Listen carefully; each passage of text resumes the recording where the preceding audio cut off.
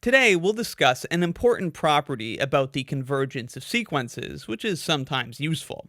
You may recall from when we introduced the definition of a sequence converging to a limit, link in the description, that it comes down to the behavior of the sequence after some point we call big N. We try to show that all terms after the big nth term are sufficiently close to the limit. This suggests that the beginning terms of the sequence really don't matter when it comes to considering the sequence's convergence, and that's the idea that we'll formalize today.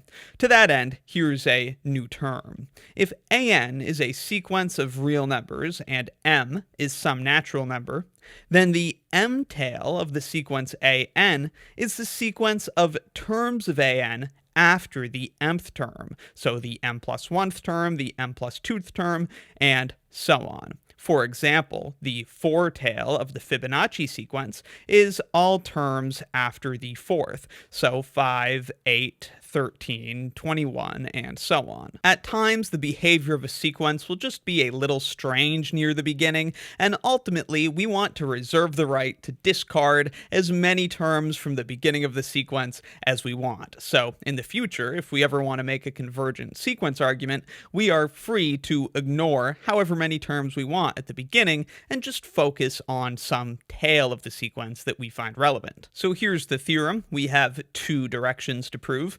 Let an be a sequence of real numbers and m a natural number. Then the m tail of an will converge if and only if an converges. And of course, their limits are the same. We'll begin by assuming that the m tail of an converges and show that an converges to the same thing. So we're going to let ak denote the m tail of an. So the first term of the sequence ak is am plus 1, then am plus 2, and so on. They're just terms of an after the mth term. Now, we're doing a convergent sequence proof. We're trying to prove that an is convergent. So let's take epsilon greater than 0. Since we're assuming that the m tail ak converges, we know that if we call its limit L, there must exist a number big N, so that as long as k is greater than big N, the distance between ak and L is less than epsilon. So the idea here is if we go big N terms into ak, we will get sufficiently close to our limit. But of course, the terms of ak begin m terms along in the sequence an. So in the sequence an, if we want to get within epsilon of the limit L, all we have to do is go n plus m terms into the sequence, and then this inequality will hold for these terms. And here's that idea. We know that terms after the big nth term of ak will be sufficiently close to the limit. However, the m plus big nth term of an is the big nth term of ak.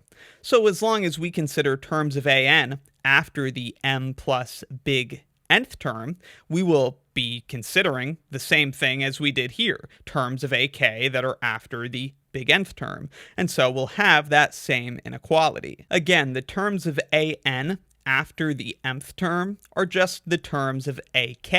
And we know that if we go another big N terms past that, then this inequality is satisfied. So that's how we know that these terms of an will eventually be within epsilon of the limit. And so indeed, if some m tail of an converges to L, then an also converges to L. For the opposite direction, we make a similar argument, beginning by assuming that our sequence an converges to L. And so, of course, we know there exists a number big N, so for all n greater than big N, the distance between an and the limit L is less than epsilon, still considering some arbitrary positive epsilon. But we also know that the nth term of our m tail, ak, is the m plus nth term of an. So every term of AK, where k is greater than big N, is certainly a term of AN past the big nth term. And so the inequality would hold for those terms of AK as well. Again, the idea here is that the terms of AK are just the terms of AN, only after a certain point.